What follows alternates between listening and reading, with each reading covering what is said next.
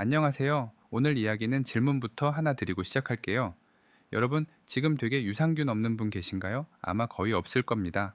어릴 때부터 엄마들이 제일 먼저 챙겨주는 영양제가 바로 유산균이죠. 우리 시청자분들도 숙제처럼 매일 챙겨 드실 거예요. 그런데 말입니다. 여러분, 솔직히 한번 말씀해 보세요. 그 비싼 유산균을 매일 꼬박꼬박 눈 뜨자마자 챙겨 드시는데 화장실 갈 때마다 정말 시원하십니까? 아이고, 이거 먹으나 마나 똑같은 거 같은데 돈만 벌리는 거 아니야? 이런 생각 한 번이라도 해보셨죠? 만약 그렇다면 여러분은 지금 아주 큰 실수를 하고 계신 겁니다. 여러분은 지금 귀한 유산균을 사다가 여러분 장 속에서 굶겨 죽이고 계시는 거예요. 이게 무슨 소린가 싶으시죠? 유산균은 그냥 가루나 알약이 아닙니다. 엄연히 살아있는 생명체예요. 자, 상상을 한번 해보세요. 우리 장이라는 척박한 땅에 유산균 특공대를 보냈습니다. 그런데 이 특공대원들한테 밥도 안 주고 무기도 안 줘서 맨몸으로 보낸 거예요. 그럼 어떻게 될까요? 장까지 가는 길에 있는 그 독한 위상화 담즙에 다 녹아버리고 겨우 대장에 도착해도 배가 고파서 힘을 못 쓰고 다 전사하는 겁니다.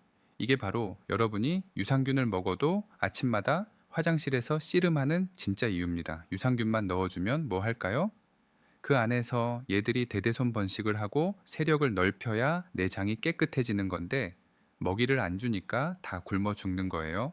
그리고 오늘 제가 정말 중요한 이야기를 하나 더 해드릴게요. 여러분, 장이 건강해야 행복하다는 말 들어보셨죠? 그게 그냥 하는 소리가 아닙니다.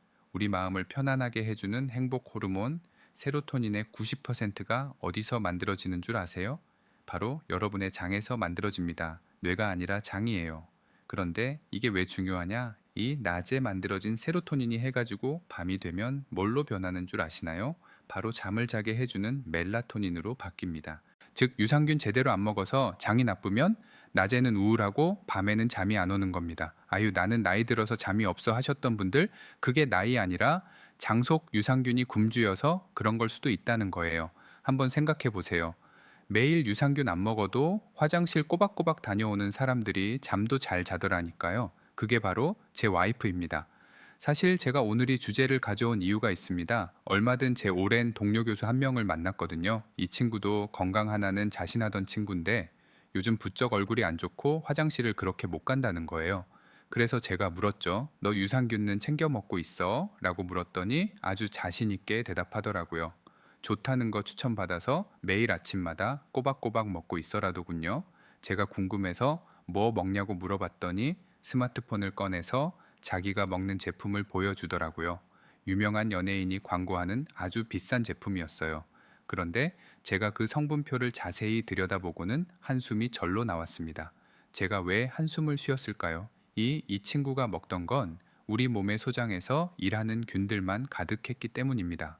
우리 나이대 분들에게 진짜 필요한 건 대장에서 일하는 일꾼들인데 정작 중요한 일꾼은 쏙 빠진 채 엉뚱한 곳에만 공을 들이고 있었던 거죠. 제가 그랬죠. 으이구이 사람아, 지금 목적지는 부산인데 서울까지만 가는 기차표를 끊어놓고 왜 부산에 안 도착하냐고 투덜대고 있는 격이야라고요. 그 친구 표정이 어땠을까요? 멍하더라고요. 지금 이 영상을 보시는 여러분 중에도 식중팔구는 내가 먹는 유산균이 대장까지 가는 놈인지 아니면 그냥 위에서 다 녹아버리는 놈인지도 모르고 그저 남들이 좋다고 하니까 혹은 광고에서 유명한 사람이 나오니까 믿고 드셨을 거예요. 하지만 이제는 바뀌어야 합니다. 그래서 제가 오늘 여러분의 장을 근본적으로 바꾸고 잃어버린 활력을 되찾아줄 진짜 비법을 들고 왔습니다. 단순히 유산균 제품 하나 추천하고 끝나는 그런 흔한 이야기가 아닙니다.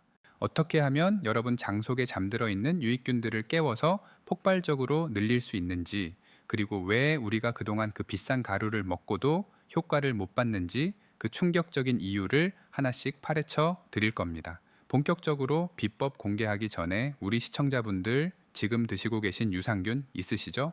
냉장고에 있는 것도 좋고 식탁 위에 있는 것도 좋습니다. 어떤 거 드시는지 댓글창에 남겨주세요. 브랜드명도 좋고 어떤 제품인지 적어주셔도 좋습니다. 혹은 나는 이거 먹는데 화장실 가기 너무 힘들다 하는 고민도 좋습니다.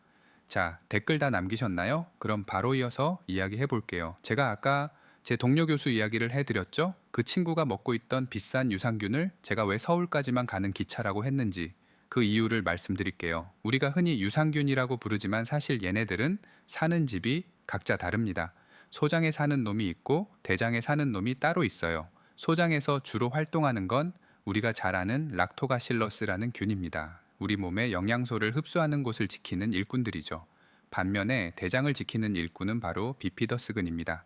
우리 몸에 쓰레기를 처리하고 면역력의 70%를 담당하는 아주 중요한 녀석들이에요. 그런데 문제는 지금부터입니다. 나이가 들면 우리 몸속에서 가장 먼저 그리고 가장 급격하게 사라지는 게 뭔지 아시나요? 바로 대장을 지키는 비피더스균입니다.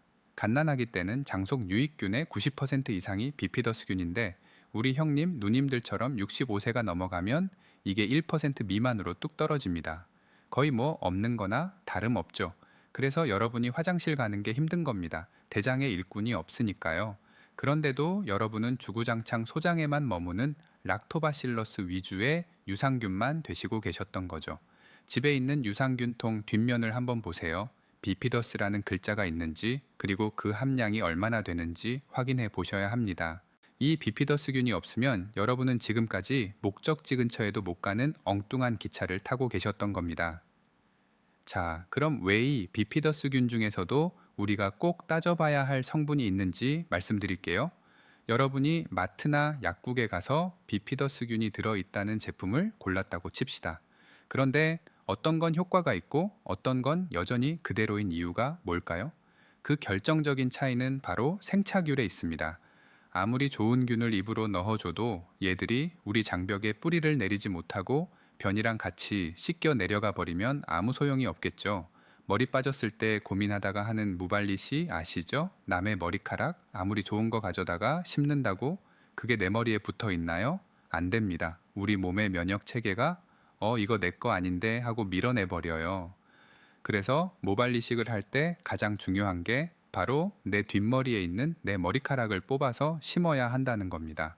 그래야 내 몸이 아이고 우리 씻고 왔구나 하고 반갑게 받아주고 뿌리를 단단히 내려서 생착이 되는 거죠. 여러분 유산균도 마찬가지입니다. 유산균 중에는 동물, 식물에서 추출한 것들도 굉장히 많거든요. 물론 그것들도 나쁜 건 아니지만 우리 인간의 장은 아주 까다로운 곳이에요. 우리 몸에서 유래하지 않은 균이 들어오면 장벽에 붙어 있지 못하고 금방 튕겨나가 버립니다. 하지만 인체율의 비피더스는 다릅니다. 애초에 우리 몸속에서 살던 녀석들이라 생존력과 적응력이 압도적이에요. 우리가 이걸 전문 용어로 생착율이라고 하는데 인체율의 비피더스는 우리 장적에 딱 달라붙는 힘이 어마어마합니다. 이렇게 생착률이 좋아야 장벽 구석구석에 자리를 잡고 나쁜 유해균들이 발붙이지 못하게 막아주는 겁니다. 자, 그럼 여기서 여러분이 꼭 확인하셔야 할 게 있죠. 지금 대에 있는 유산균통을 다시 한번 보세요.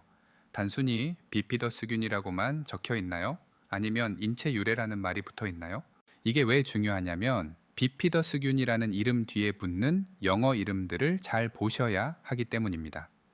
성금표를 보시면 비피도 박테리움 브레브, 비피도 박테리움 비피덤, 비피도 박테리움 롱검 이런 이름들이 쭉 적혀 있을 거예요. 이 중에서도 특히 비피도, 박테리움, 롱검 같은 성분들이 대표적인 인체유래 균주입니다. 인터넷에서 구매하셨다면 쿠팡이나 상품 상세 페이지에 인체 유래 성분이라는 말이 있는지를 확인하는 것이 유산균 본전 뽑는 첫걸음입니다. 그리고 특급 비밀 하나 더 알려드리자면 비피스니까 B로 시작하는데 뒤에 숫자가 적혀 있는 게 있어요. 뒷면에 비피도, 박테리움, 롱검 어쩌고 적혀 있죠. 그런데 그 뒤에 숫자나 영어 철자가 더 붙어 있는 게 있을 겁니다. 이게 더 좋은 거예요. 이게 왜 중요하냐면은 우리 사람도 성만 있는 게 아니라 이름이 있잖아요. 김씨라고 다 같은 김씨가 아니듯이 유산균도 마찬가지입니다. 그 뒤에 붙은 숫자는이 균이 어디서 왔고 얼마나 많은 연구를 거쳐서 효과가 검증됐는지를 증명하는 이름표이자 훈장 같은 겁니다. 숫자가 붙어 있다는 건요.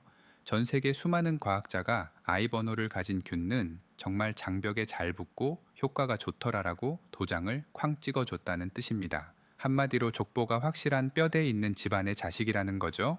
그냥 비피더스인이라고만 적힌 건 누가 어디서 왔는지 모르는 뜨기 일꾼일 확률이 높지만 숫자가 딱 박힌 녀석들은 검증된 얘들이에요. 유산균 제품들 보면 항상 광고 문구가 비슷하죠. 뭐 장까지 살아서 간다, 100억 마리 들어있다, 특허를 받은 코팅이다, 이런 거에 전혀 현혹될 필요 없어요. 이제 유산균 고르실 때 어떤 거를 확인하시면 된다. 첫 번째, 인체 유래 성분 비피더스 균인지를 확인한다. 두 번째, 비 뒤에 숫자나 영어 철자가 더 붙어 있는 걸 확인한다. 분명 제가 이렇게 말씀드려도 막상 구매하실 때는 잘 기억이 안 나거나 봐도 모르겠다는 분들도 계실 거예요. 제가 댓글에다가 참고할 만한 정보를 좀 드리고 제품 태그한 것도 상세 페이지 보시면 제가 말씀드린 게 다 나와 있거든요. 요거 한번 참고해 보세요.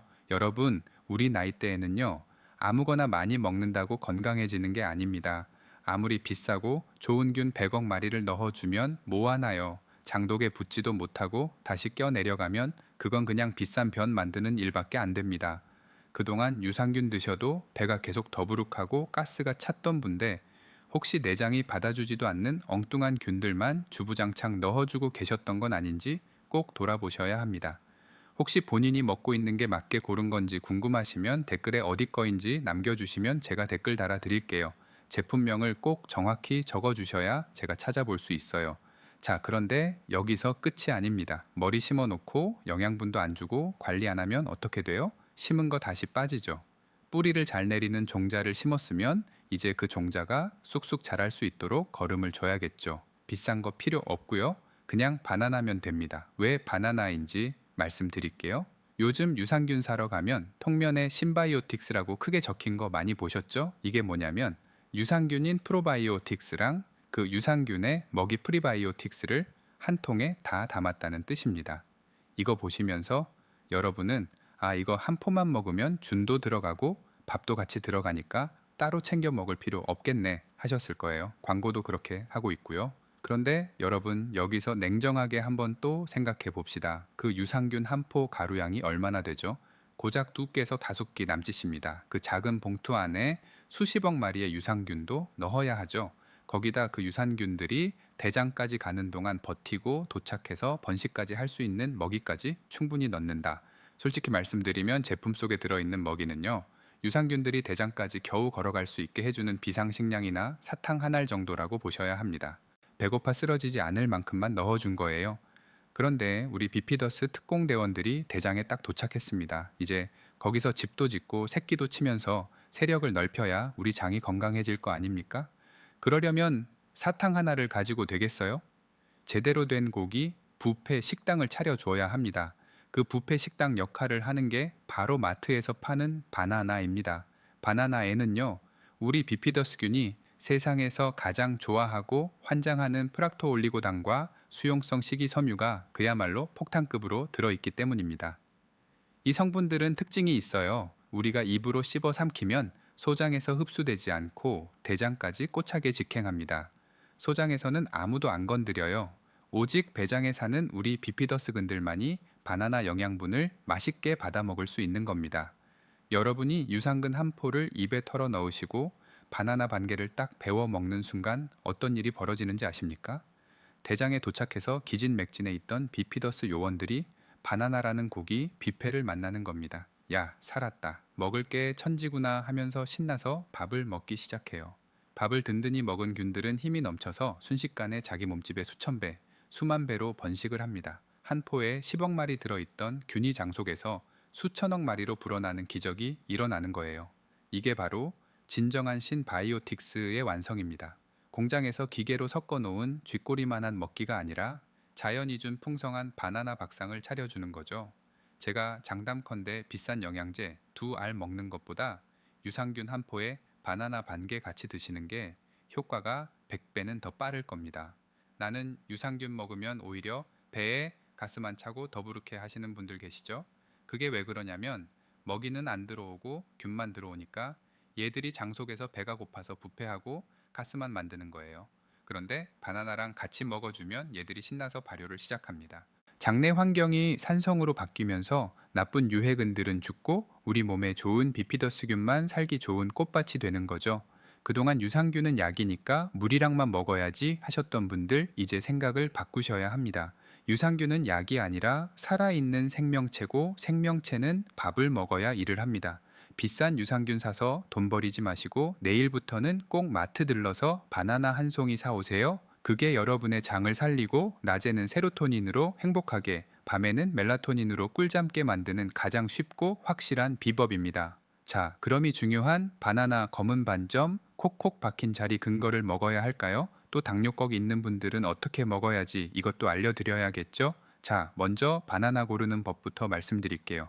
반점 생긴 달달한 바나나가 맛은 좋지만 우리 장속에 있는 비피더스근의 입장에서 보면 이야기가 좀 다릅니다. 제가 추천하는 최고의 바나나는요, 너무 푹 익은 것보다 끝부분에 살짝 초록빛이 남아있는 싱싱한 바나나입니다. 왜 그럴까요? 여기에는 저항성 전분이라는 아주 기특한 성분이 숨어 있기 때문입니다. 바나나가 너무 익어 버리면이 전분이 다 당분으로 변해서 입에서는 달지만 소장에서 다 흡수되어 버려요. 정작 대장까지 갈 게 없다는 수여버려요. 그런데 끝이 살짝 초록색인 바나나는요, 이 저항성 전분이 아주 풍부해서 소화 효소가 얘를 분해를 못합니다. 그래서 소장을 무사히 통과해 대장까지 꽃차게 직행해요. 거기 도착해서 비피더스균의 아주 훌륭한 안직처이자 먹이가 되는 겁니다. 나는 당분이 걱정이다 하시는 분들일수록이 약간 덜 익은 바나나를 선택하시는 게 훨씬 현명한 선택입니다. 자, 그럼 이제 이 귀한 바나나와 유산균을 언제 먹어야 할까요? 제가 추천하는 시간은 바로 아침 기상 직후입니다. 눈 뜨자마자 여러분 일단 미지근한 물 한 잔부터 드세요. 밤새 잠들어 있던 장을 부드럽게 깨워주는 신호탄입니다. 물 한 잔으로 위산을 살짝 씻어내고 희석한 다음에 그때 유산균 한 포를 입에 넣으세요. 그리고 바로 이어서 바나나 반 개를 천천히 씹어서 같이 드시는 겁니다. 왜 하필 아침일까요? 우리 장은 아침에 가장 활발하게 움직이는 위대장 반사가 일어납니다. 이때 유산균과 바나나 부패를 딱 넣어주면 얘들이 장임을 타고 대장까지 가장 빠르고 안전하게 배달됩니다. 만약 식사하고 나서 배가 꽉 찬 상태에서 드시면 유산균이 음식물 속에 갇혀서 그 독한 위산에 노출되는 시간이 길어져요. 그러니 아침 공복에 물 한 장, 유산균 한 포, 바나나 반 개의 순서를 꼭 기억하세요. 저는 당뇨 있는데요. 당뇨 있는 분들에게 가장 중요한 건 끝이 초록색인 바나나를 고르는 것입니다. 그리고 먹는 순서를 좀 바꿔야 해요. 첫째, 아침 식사를 먼저 하세요. 단백질과 채소가 충분히 들어간 식사를 하시고 나서 혈당이 어느 정도 안정된 식후 30분이나 1시간 뒤를 노리는 겁니다. 이때 유산균과 바나나 반 개 혹은 반의 반 개를 드시는 거예요.